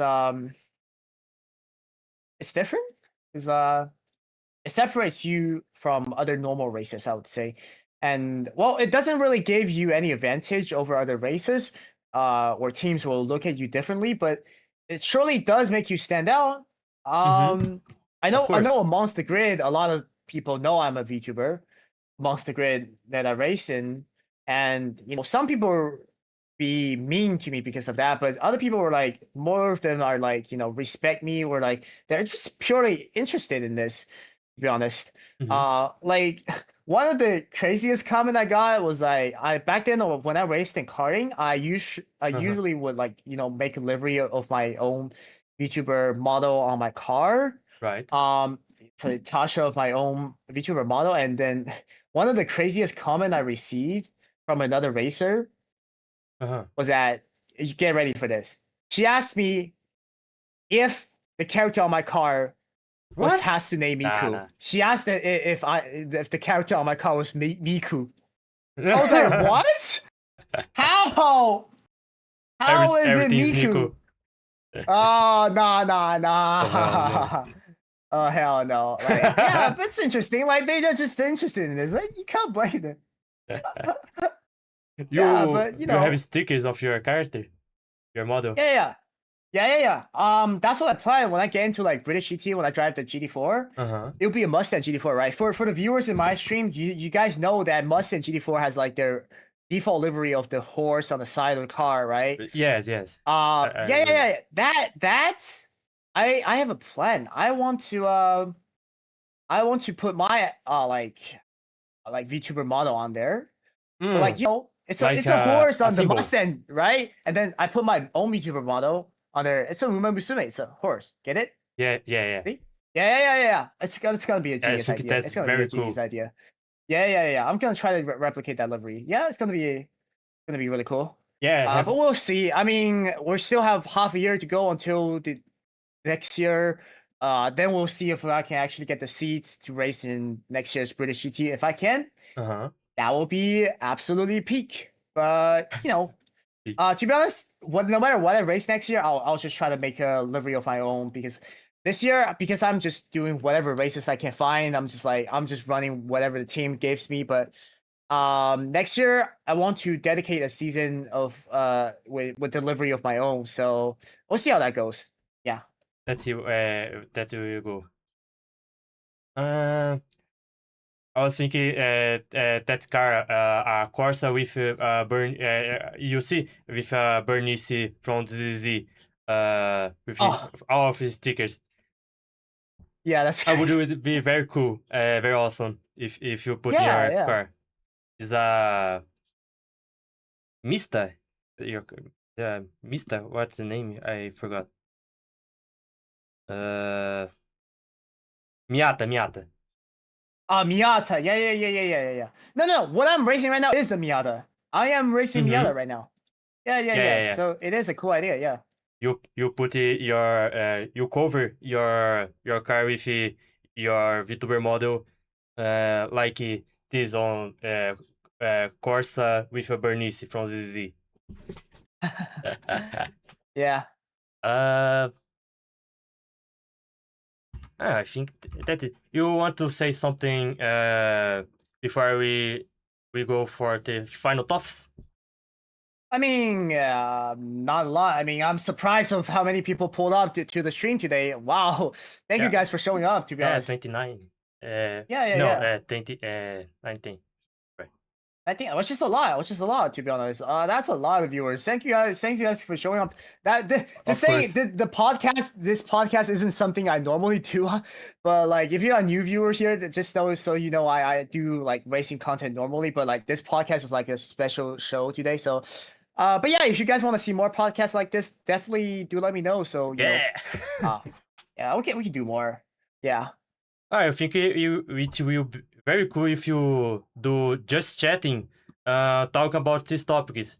Unless you just do your doing a gaming racing gaming, talking about this like a proper just chatting about racing and the other things. Yeah. I would if I think it would be very cool. Yes, Oh yeah, definitely. I will make a draw of your character, and I will send to you later.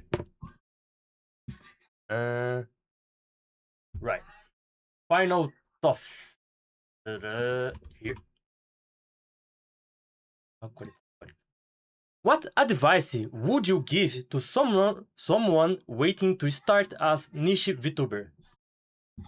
I mean, to be honest, starting as niche VTuber is I think what you want to do is that you want the outsider to know how niche you are. You want to be that niche, so niche that no one has ever done it before. If you're Uh-huh. that niche, just say what you are. Just say what you are. Like literally. Like literally. Like I know there's a baseball VTuber. Not gonna lie, there's a baseball VTuber. Oh, she follows me. I think she's called I forgot her name. Sorry. Oh, have the But she's like advertise with VTubers on baseball game. You saw that? yeah. I Yeah. saw that. Yeah. Uh-huh. Oh yeah, yeah, Aka Scarlet. Yeah. Like that's Never heard niche. about it. That's niche, but she made it big.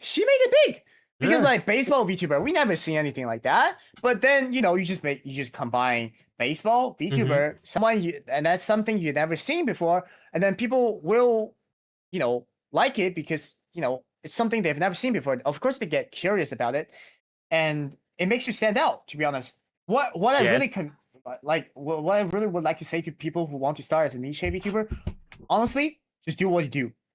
Don't follow the trend. Don't follow the mainstream. Don't go out there and then be like, oh, I'm just a normal VTuber who does normal content, who plays normal games. Nah. Do what you do best at. Do what you are unique at, because that's what actually attracts you, attracts people to your stream. To be honest, yeah. I see thingy on the for now is a dev VTuber. I have so many on the Instagram reels right now. So many. Like I don't know. A VTuber talking about anime. VTuber who talking about movies, media, and everything. But I only saw a niche of drama and news of VTubing. Is the biggest thing on VTubing. Yeah. Not only the live streams and standard VTuber content. I think sports VTubers is very cool. You have to esport VTubers. Yeah. Be great. Yeah. I want more VTubers racing VTubers and motorcycle like it is one of this Japanese one. Yeah. That Japanese one is really cool, to be honest. I'm trying to do something similar, to be honest. I'm still investigating how I can do it, but once I get it, I'll probably post a video like it. That'll be pretty cool. I don't know if you know, but if you can make a customizable VTuber 3D customizable VTuber model, have a program like I don't know the name, VTuber 3D program is Magic something.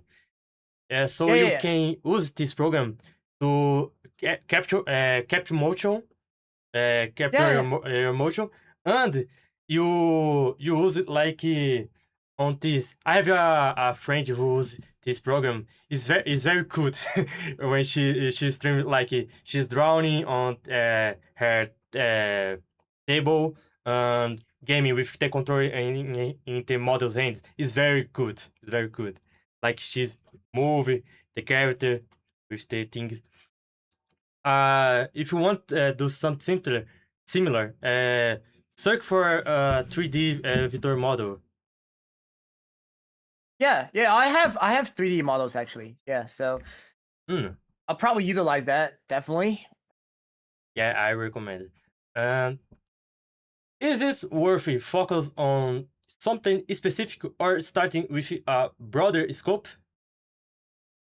I mean, it really depends on what you do. If you do something niche, focus on what you do. But then if you're doing something like general, like if you're just really a VTuber who just does talking, then I'd suggest maybe you can do a lot broader stuff. It's like, it really just depends on the type of content you do. Like if it's just like, like if it's something that everyone else is doing, you probably want to make it more in niche. If it's something already niche, keep it niche. Because right now the VTubing community is really big. We got like thousands, millions. I would say there's probably millions of VTubers out there. To be honest, yeah, there's millions of VTubers out there. And why? Okay, like one advice I would give to any VTuber who's starting out: before you start doing anything, before you start any content, ask yourself, why would people watch you? Would you watch your own content? Would you find your own content interesting? If you can find your own content interesting, that means you're fine. But if you can't answer why people want to watch you, if you, for example, if you're just a VTuber who does like talking every day, and you don't have, for example, the like enough talent, or like say if you're not, very interesting talker, then and you ask yourself, why do people want to watch me? You can't answer that like well, I don't know. Then that means that this type of content might not be suitable for you. Like, I'm not saying you can't do this type of content, but if you want to make it big, like really, you have to change something. Really, you have to change something. You really, like literally, this is my only advice. But before you start doing anything, ask yourself, if you find your own content interesting. If you can't find your own content interesting, or you can't find a reason why people would like to watch you, then don't do it. Then don't do it. Please. Yes.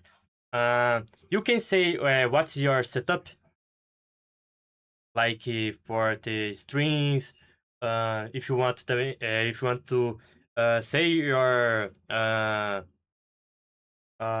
machine, talk about your machine, your Miata. Yeah, yeah. Uh, Mike, you wanted me to talk about my car? Yeah. yeah, I think that's interesting to talk about. Oh, I mean, it is MX5 Cup. The thing is, right? It's sequential, and a lot of people don't notice is that I think the North America version is not sequential. Actually, the North America version is manual, but mine's sequential.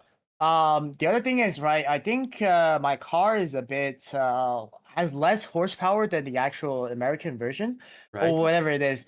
It is about 7 seconds slower compared to on a sim in real life. So in real life, it's like 7 seconds on average, about 7 seconds slower compared to iRacing. That is another thing, and like that's about it. I mean, it is basically just the normal MX-5 mod had their interior stripped out and then modified to whatever the homologation is, and then boom, we have the car we race right now. So yeah. Cool. Your setup for strings. What is? You can say? The car? No. For your strings, like Oh, for my stream. steering wheel. Your machine, your PC. Oh, my PC. You wanted me to talk about my PC? Yeah, yeah, yeah. Yeah. No. It's well, I mean, it's kind of high end because obviously I gotta make sure it doesn't lag during the stream. Right. Of course. So yeah, it's pretty high end. It's kind of next to me, has the RGB light, whatever stuff that stuff is. But yeah, it's pretty cool. It's Miami themed actually, which is pretty relatable because GTA 6 is coming. So yeah. But yeah, I don't know what to talk about my PC because like it's like a already built machine. It's not like I built it myself. So yeah. It's already like a built machine. So yeah.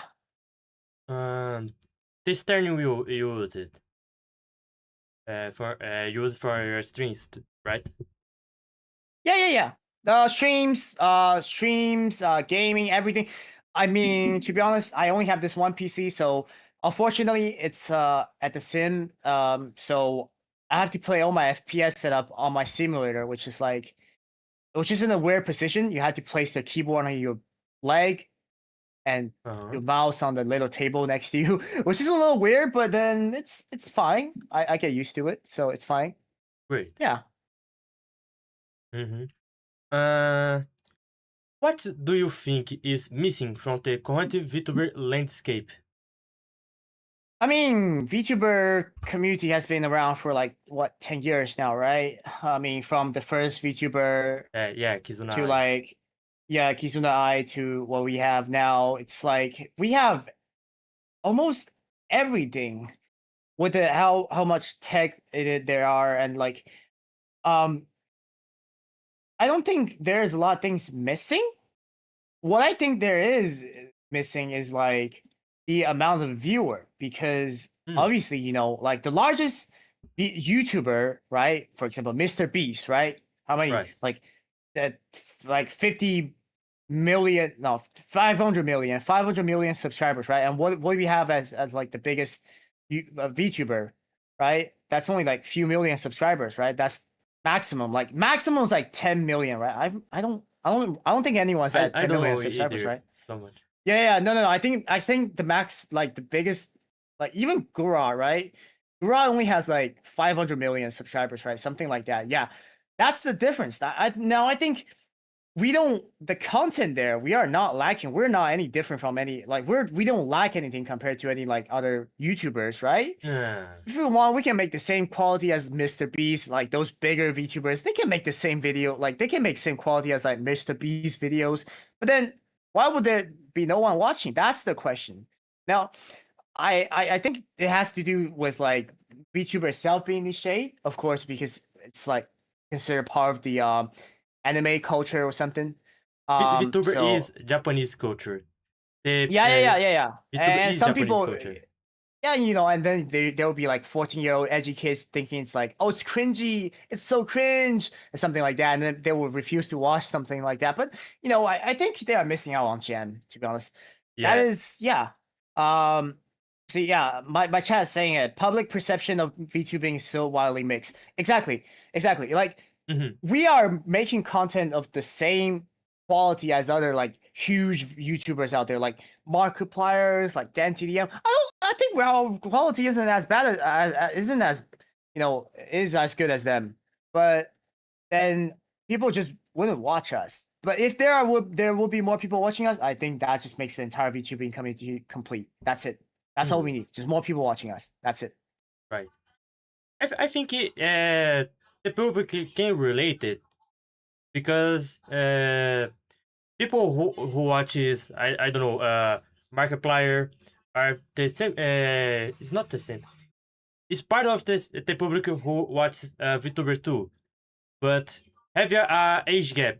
Like before I was watching VTubers in real in real life, like I'm a Brazilian, but uh, to be as similar is like with I don't know Asmongold, Markiplier, Mr. Beast, this kind of YouTubers. But now I mean I aged I aged little years.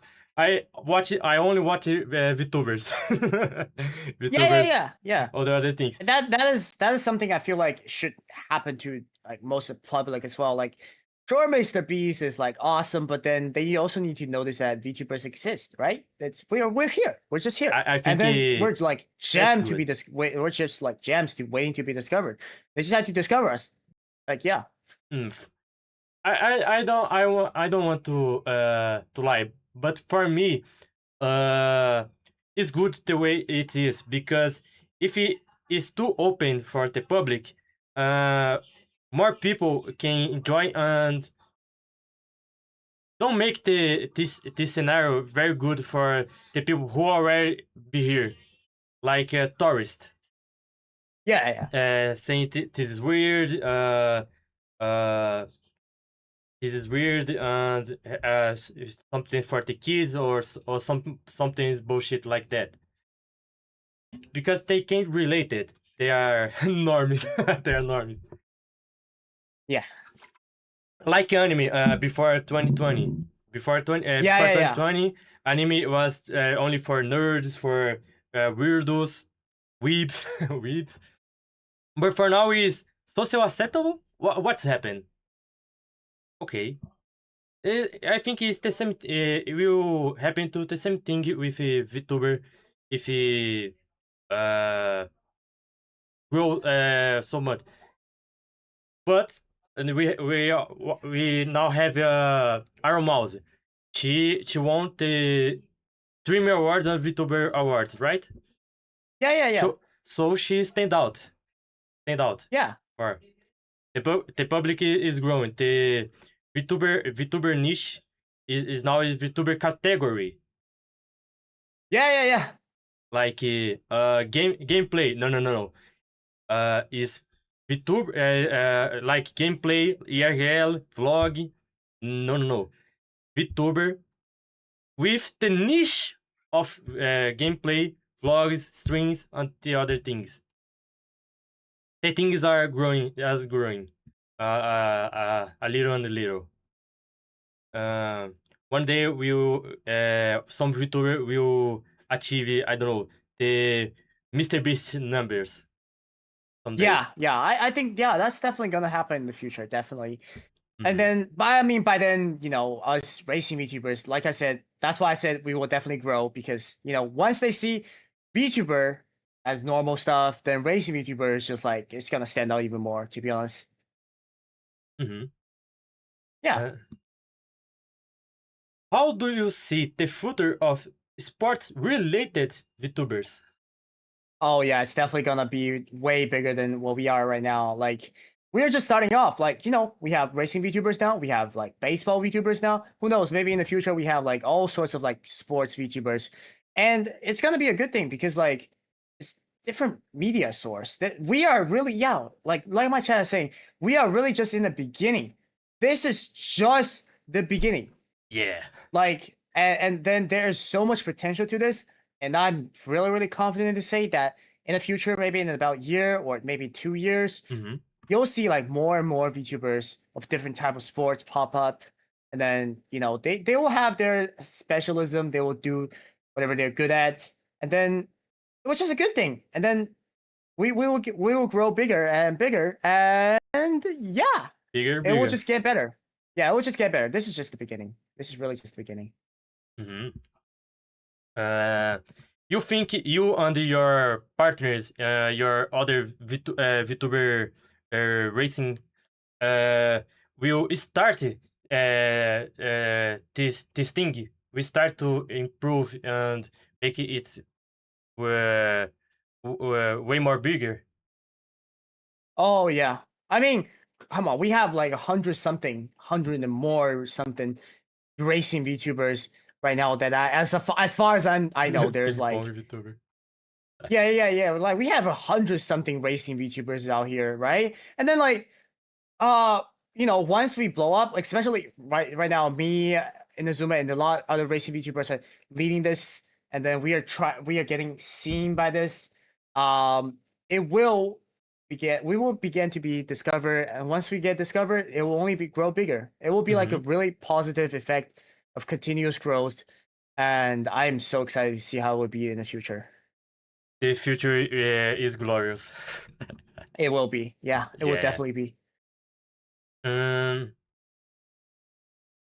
Is Midnight Hurricane just getting started, or you already racing to win? I mean, I already won, so Yeah. I am definitely not just starting out. It's almost 5-year anniversary, by the way, guys. It's almost my 5-year debut anniversary in VTubing, and my 10-year, almost, yeah, about 10-year me debuting in actual racing. So, guys, yeah, looks like time flies, guys, and I can't wait for the future because, well, as you guys know, in August I have a bigger racing upcoming that I'll be driving the R Street TCR. Woo! Probably the first ever VTuber to do this. I'm pretty sure Inazuma hasn't done that, but yeah, The number one. Yeah. Yeah. This is not. Like I said, we're just getting started. But for me, I have been in here for so long. I am just waiting for the moment where this gets popped off, and here we are. I waited for this long, and it finally happened. It's really for this long. I gotta say, it's two factors that kept me continuing. It's first thing is the fans, that the continuous support. Secondly, it's the mentality. Really, it's just the racer mentality. Like like I always said, I can fail multiple times. I can fail infinitely, but I know I can climb up. I could keep going, and I know that one day I will win, right? And this is a date, right? Right. I know this is a date, right? I won. I know that happened in racing, right? I kept losing until one day I finally won. And then now here's VTubing. I kept on being unnoticed until now finally this thing being going viral and getting noticed. It's just like it's going in a good direction now. So it's really just being patient, wait for a chance, and grab that chance. Yeah. Yeah, that's it. And yeah, the talk is finished. Woo! We made it through just perfectly 2 hours. Perfect 2 hours. Yeah. Have you other things you want to talk about? I mean, not a lot I can think of right now. My brain's kind of empty. Right. Um. People, everyone, please just subscribe. Share this live stream. With your friends. If you like racing stuff, VTuber stuff. If you like racing on VTuber stuff.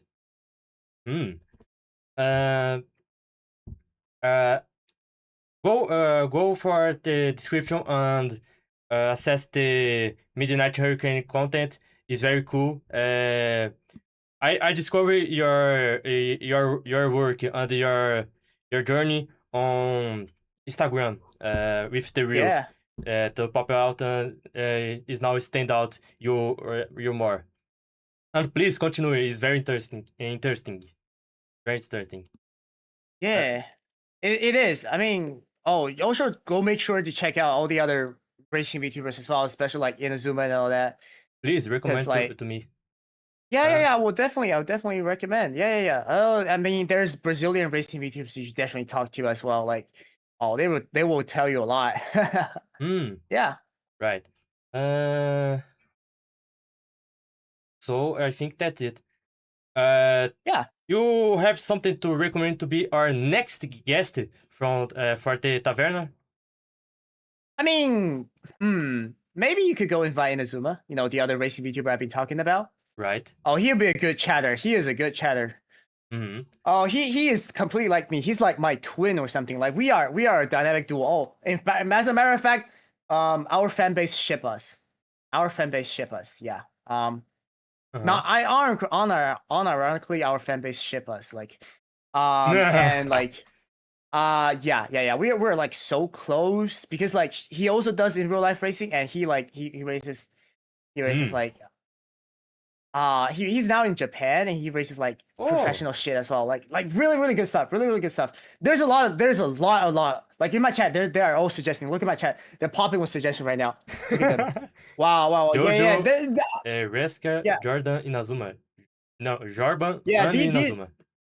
Yeah, these are all the people you should go for. Like they are good chatters. I'm gonna be honest. They are all good chatters. Like I'm just telling you, this is just the tip of the iceberg in the racing VTuber community. There's a lot more people you can talk to be honest. Yeah. You can send me later the links I can search about. Yeah, definitely. Yeah. Great. Yeah. Yeah, it's been good talks. Yeah. Yeah. And the other categories, like you other types of VTubers, besides the racing ones, you know? I don't know any. I only know the racing ones. I'm sorry. I'm working on it. So that's it, guys. Please subscribe. Click on the description and go for the Midnight Hurricane content creation. I made the logo for her, but if you want to use in your other stuff, you can use it, right? Okay, yeah, that'll be cool. Yeah, thank you. So that's it, guys. Speed, identity, and competition. Because in the end, it's not just about racing. It's about not getting left behind. Thank you, everyone. Thank you for this episode, Midnight. And that's it. All right, bye, everyone. Bye, everyone. Thank you, guys.